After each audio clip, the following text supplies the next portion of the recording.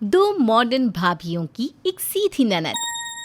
Mini skirt और jeans में रेशमा और आलिया गले में वरमाला पहने संतोष और गौरव के साथ दरवाजे पर खड़ी हैं। क्या हम अंदर आ सकते हैं? ये नज़ारा देखकर गोदावरी के हाथों की पूजा की थाली छूटकर जमीन पर गिर जाती है। नहीं, ये क्या है गौरव और संतोष? पड़ गए ना सोच में कि भाई ये आखिर हो क्या रहा है? तो चलिए हम बताते हैं।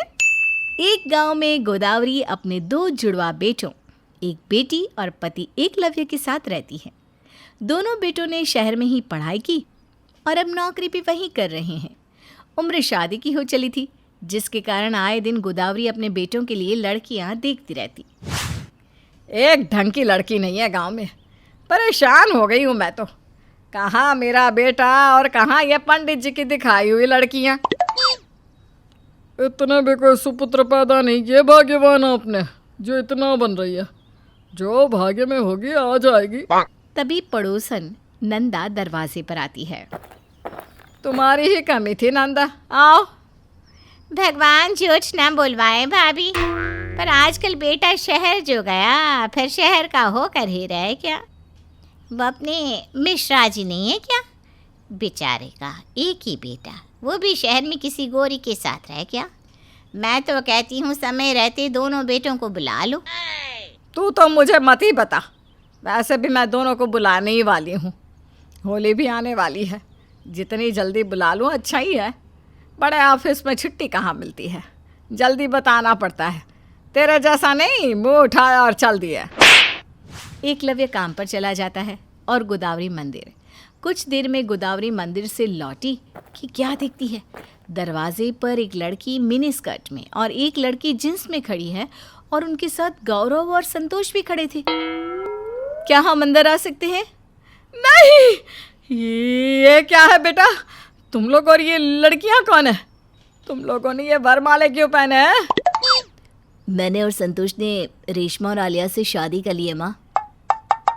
क्या भाभिया?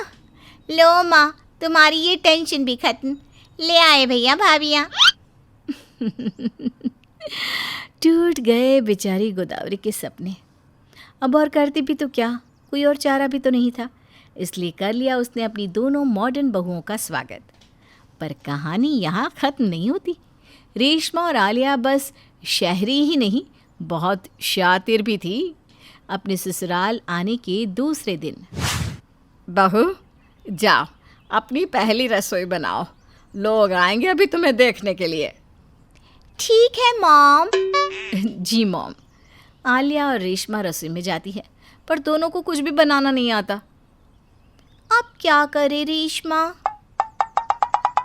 अरे प्रिया कब काम आएगी, बुला लेते हैं उसे। रेशमा चुपके से प्रिया को रसोई में बुलाती है। मैं तो रसोई बना ही लेती प्रिया, पर मुझे ना बहुत उल्टी आ रही है। इतने ताज़े घी की स्मेल की आदत नहीं है ना, क्या करूँ मैं? और मेरे तो पैर में मोच है, पर क्या फ़र्क पड़ता है? भाभी आपकी ननद है ना, अब दोनों आराम कीजिए, मैं सब कर दूंगी। किसे पता भी नहीं चलेगा कि किसने क्या बनाया है। अब प्रिया सारा खाना बनाती है और मेहमानों के आने के बाद उन्हें खाना परोसकर वाह वाहियाँ लूटती हैं रेशमा और आलिया। शहर की पढ़ी लिखी और मॉडर्न होकर भी इतनी गुणवान, वाह बहू मान गए। तुम भी इनसे कुछ सीखो प्रिया, कुछ दिन में तुम्हारी भी शादी होने वाली है। जी पिताजी। अब तो बहुएं आ गई हैं, मैं आराम से कुछ दिन अपनी बहन के यहाँ हो आती हूँ। तुम दोनों गौरव और संतोष अपने ससुर जी और प्रिया के खाने पीने का ख्याल तो रख लोगे ना? हाँ हाँ सासू माँ, झाड़ू पोछा कपड़ा सब आता है हमें। गोदावरी अपनी बहन के घर चली जाती है और आलिया और रेशमा सुबह 5 बजे का अलार्म लगाकर सो जाती हैं। सुबह अलार्म बजते ही दोनों झट से उठकर सीधा प्रिया के कमरे में पहुंच जाती है।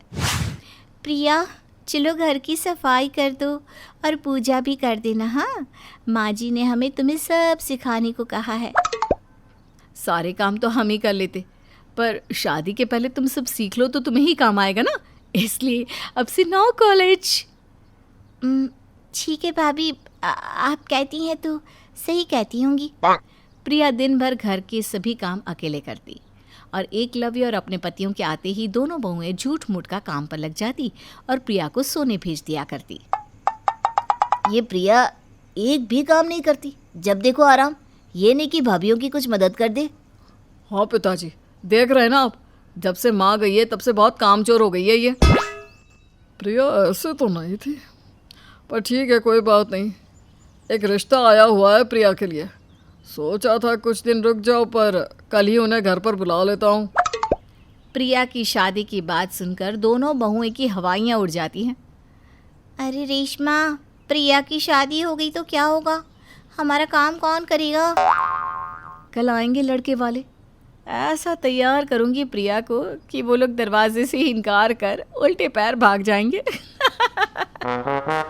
अगले दिन प्रिया नहाने जाती है। तुम्हारे कपड़े बिस्तर पर रख दिए हैं मैंने प्रिया, इन्हें ही पहनकर बाहर आना। लड़के वालों की खास फरमाइश है। कुछ देर में लड़के वाले आ जाते हैं और बाहर हॉल में बैठे घर के सभी लोगों से बात कर रहे होते हैं कि तभी बहुत ही टाइट शॉर्ट ड्रेस पहने, हाथ में चाय की ट्रे लिए प्रिया वहाँ आती है। हेलो। इतने टाइट ड्रेस में प्रिया मुश्किल से एक कदम भी नहीं चल पाती और चाय की ट्रे सीधा लड़के वालों पर गिरा देती है। तुम पागल हो क्या? ऐसे बेढंगे कपड़े और मुझ पर ही चाय गिरा दिया। अगर रिश्ता नहीं करना था तो हमें यहाँ बुलाकर हमारा मजाक क्यों बनाया आपने एकलव्य जी? लड़के वाले गुस्सा होकर रिश्ता तोड़कर वहाँ से चले जाते हैं। आलिया और रेशमा अपने मकसद में कामयाब हो जाती हैं। अब तो हद ही हो गई पापा। जब प्रिया ऐसे ड्रेस में कंफर्टेबल नहीं है तो क्यों पहना था ऐसा ड्रेस? गुस्से में गौरव, संतोष और एकलव्य प्रिया को डांट लगाकर अंदर कमरे में चले जाते हैं।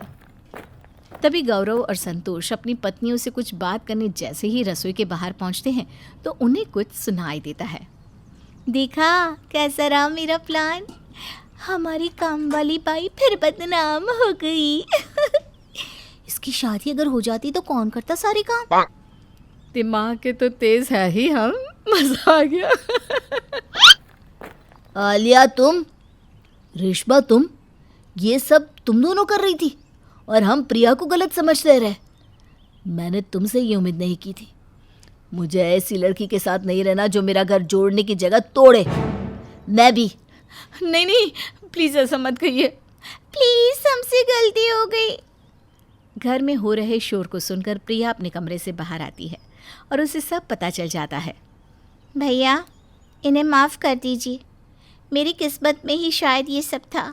जिसके साथ तुम लोगों ने क्या कुछ नहीं किया, वो अब भी तुम लोगों का भला चाहती है। मुझे अपनी गलती का एहसास हो गया है प्रिया। तुम अब भी हमारे बारे में सोच रही हो। बहुत भोली हो तुम।